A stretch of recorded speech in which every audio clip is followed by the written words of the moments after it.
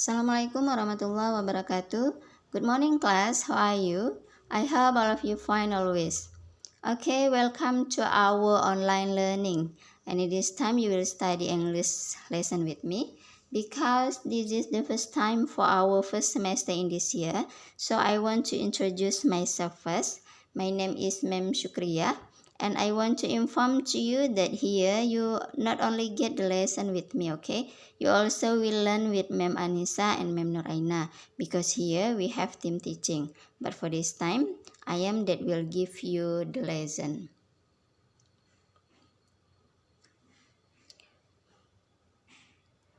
Okay, class.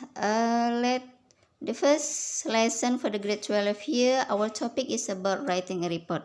Baiklah, jadi pelajaran pertama kita untuk kelas 12 di semester pertama ini kita akan belajar tentang penulisan laporan sederhana. Adapun tujuan dari pembelajaran ini yaitu agar siswa dapat menyusun laporan sederhana dari sebuah kasus atau masalah tertentu dengan menggunakan tidak melupakan penggunaan struktur organisasi dan kaidah kebahasaan yang benar. Okay. Let's see what is the definition of writing a report here.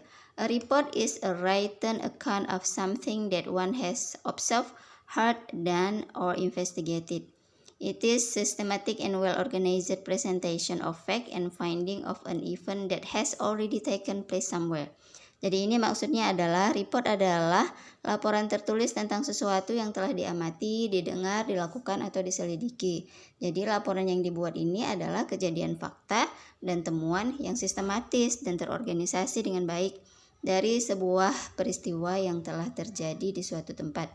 Biasanya yang membuat laporan seperti ini, kalau kita lihat itu dari tim kepolisian ya, di mana mereka membuat laporan itu kepada komandan dalam bentuk tulisan yang menjelaskan tentang sebuah kejadian yang telah terjadi yang lengkap dengan keterangan waktu dan tempat kejadian.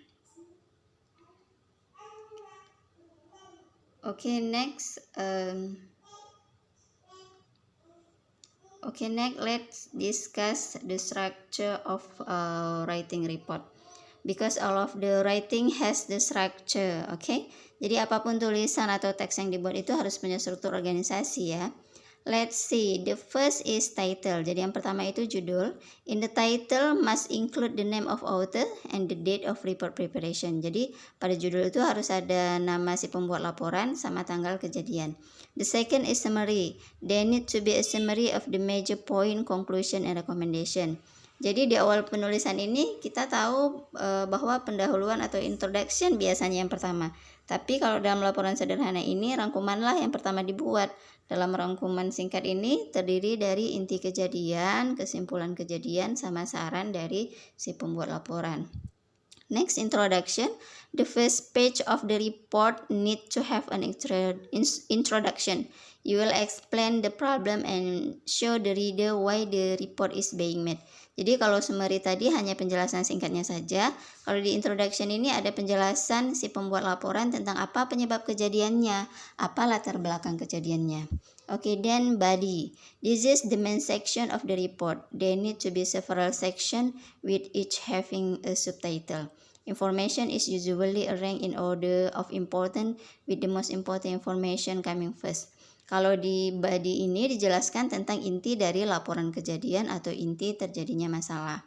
Okay, next, conclusion. This is where everything come together.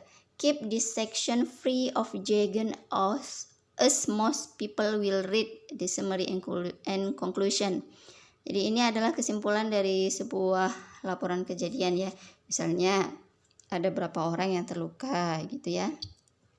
And then recommendation. This is what need to be done. In plain English, explain your recommendation, putting them in order of priority. Jadi ini adalah saran dalam laporan, misalnya polisi menyediakan ambulan gitu ya, saran dari para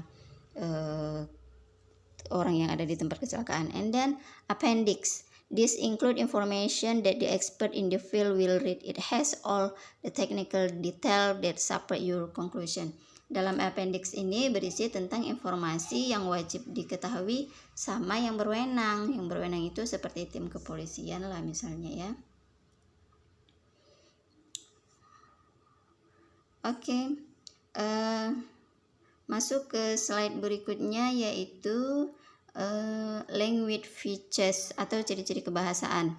There are two language features that I made here. They are using of past tense and using of passive voice. Jadi ada dua ciri kebahasaan di sini ya. Yang pertama itu penggunaan simple past. Kenapa? Karena laporan yang dibuat adalah kejadian yang telah terjadi. Makanya laporan itu ditulis dalam bentuk past tense atau lampau. Kemudian yang kedua penggunaan passive voice. Di pertemuan berikutnya kita akan bahas apa itu passive voice, dan saya yakin kalian sudah pernah belajar tentang kalimat pasif. Intinya dalam penulisan laporan ini banyak memakai kalimat pasifnya gitu ya. Okay, next the example of report. The example of report. Baiklah, di sini kalian bisa lihat contoh dari sebuah laporan, dan contoh ini akan membantu kalian untuk lebih paham bagaimana bentuk sebuah laporan itu. Let's see, di sini ada laporan tentang traffic jam, kecelakaan lalu lintas. Pembuat laporan namanya Shelly John. Jadi laporan ini ditulis berdasarkan strukturnya ya. Yang pertama ada judul, kemudian ada nama si penulis, and then the date of report, kemudian tanggalnya. Di sini masuk ke summary dulu ya. Ada tanggal kejadian yaitu tanggal 23 Oktober. Beda sama tanggal dibuatnya laporan, tanggal 24 Oktober. Dalam summary ini dijelaskan kesimpulan kejadian yang mencakup inti dan kesimpulannya. Jadi so this is the summary. You can see here. Yesterday on 23rd of 2040, the main highway connecting the two major suburbs of our city witnessed a real chaos in the form of a traffic jam. Kalian bisa lihat sendiri. Jadi kemarin pada tanggal 23 bulan 10 2014, jalan raya utama yang menghubungkan dua pinggiran kota ini telah terjadi kekacauan, yaitu kemacetan lalu lintas yang sangat besar, di mana di situ ribuan orang tidak bisa keluar dalam waktu yang sangat lama, beberapa jam ya kan. Oke, di introduction-nya masuk di tulisan it was around 5 p.m. in the evening and the office goers discussed basis of various school and traders along with many other were returning from the busy route. Sekitar jam 5 sore dan pengunjung pengunjung kantor, bersekolah, terus pedagang itu mereka lagi sibuk-sibuknya waktu pulang ya. Jadi itu introduction-nya. Kemudian bagian intinya atau the body itu dari tulisan the traffic was running smoothly. Lalu lintas berjalan lancar, kemudian tiba-tiba berhenti. Semua orang bingung karena tidak ada yang bisa bergerak sama sekali. Banyak orang yang sangat marah. Nah, itu adalah intinya ya, badinya. Oke. Sampai tulisan unconscious in damaged car. Oke, kemudian masuk rekomendasi. Rekomendasi di tulisan situation was understood and immediately an ambulance was called by onlooker. Ini sarannya, situasi kemudian dipahami, segera ambulan dipanggil oleh orang-orang yang ada di situ. Dalam waktu singkat ambulan pun datang, diikuti oleh polisi juga. Oke, kemudian appendix di tulisan it took 2 hours to clear the traffic. Yaitu butuh 2 jam untuk membersihkan lalu lintas supaya macetnya nggak ada lagi. Tapi akhirnya orang yang terluka itu dibawa ke ambulans, mobil rusak juga dibawa oleh polisi. Jadi ini adalah appendix-nya. Oke ya.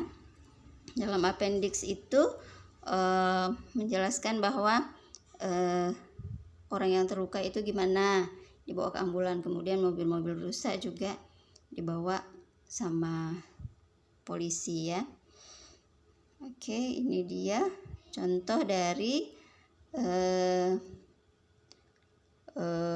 laporan sederhana. Kalian bisa lihat sendiri di sini dari contohnya itu ya. Oke, class, this is our lesson today. I hope this lesson can be useful for you all. And I think enough for today ya. Thank you for your learning. Thank you for your attention. See you next time, and assalamualaikum warahmatullahi wabarakatuh.